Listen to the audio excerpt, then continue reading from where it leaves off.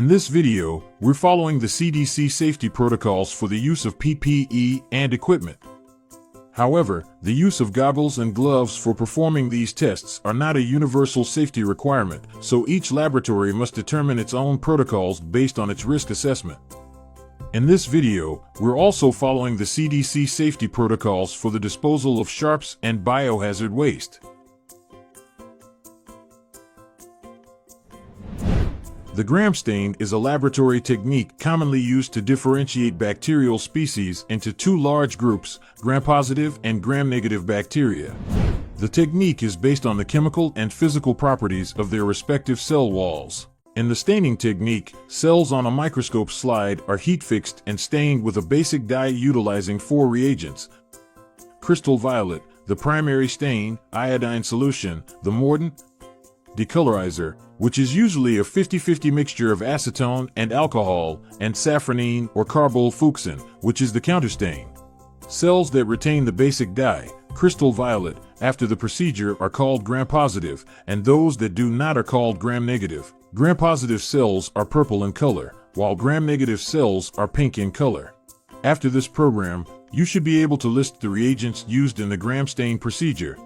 Correlate the results seen in the bacterial cells with the effects of the various reagents during the gram stain procedure, and finally, you should be able to list the steps in the gram stain procedure.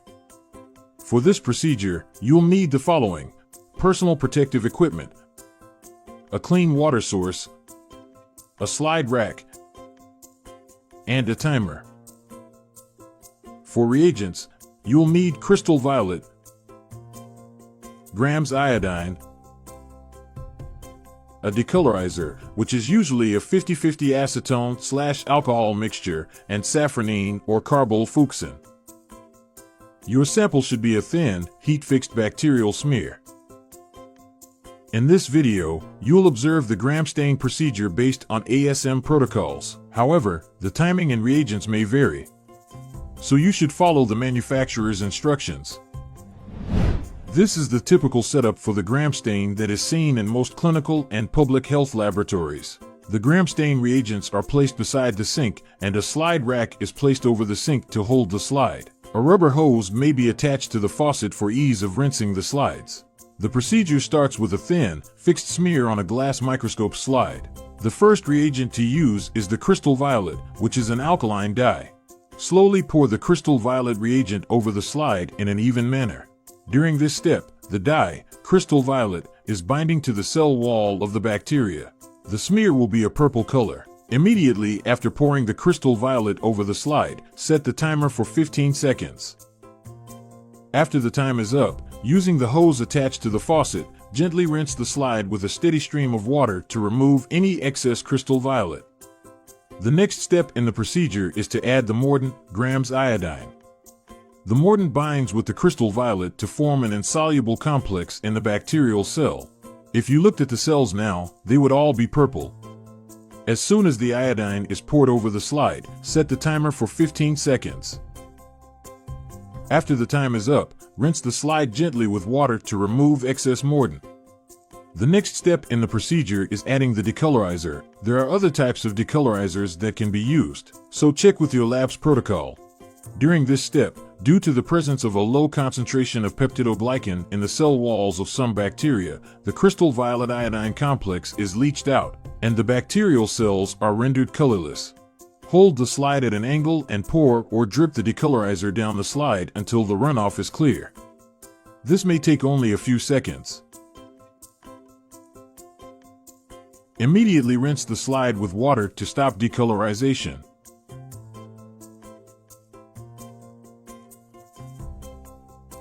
Please note, the timing of this step may vary depending on the type of decolorizer and the thickness of the smear. This is a critical step. You must take care not to over or under decolorize the smear. The cells that are gram-positive, those with high peptidoglycan content, remain purple, and those that are gram-negative, with a low peptidoglycan content, are colorless. At this point, the slide may not have any visible color.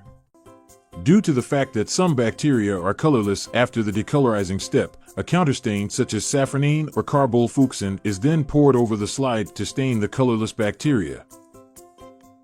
Set the timer for 30 seconds. During this step, the safranine or carbolfuchsin is taken up by the colorless cells and is seen as having a pink color under the microscope.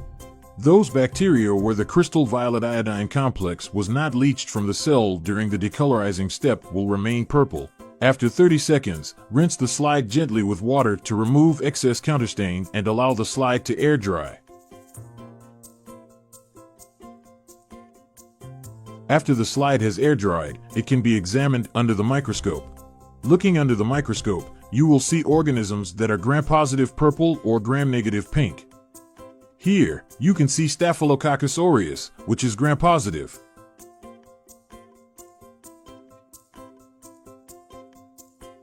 And here, you see E. coli, which is a gram-negative organism.